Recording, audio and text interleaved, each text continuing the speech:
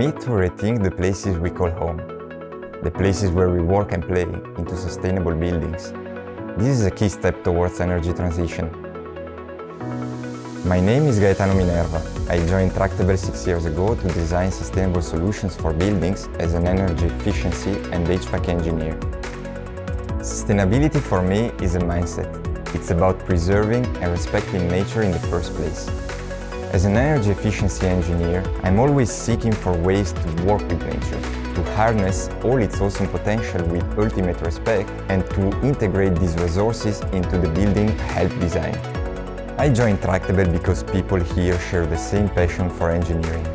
Sustainability is the core of our everyday job to help create a better future, and this is a great feeling. As the famous saying goes, great things are never done by one person. They are made by a team of people. That's how it is at Tractebel.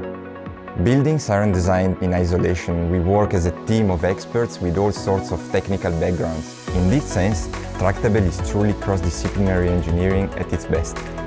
This extends externally too, of course. We engage with lots of stakeholders, from city planners, local authorities to architects, to ensure buildings are fit for purpose today and tomorrow. Being an engineer at Tractebel means improving yourself every day.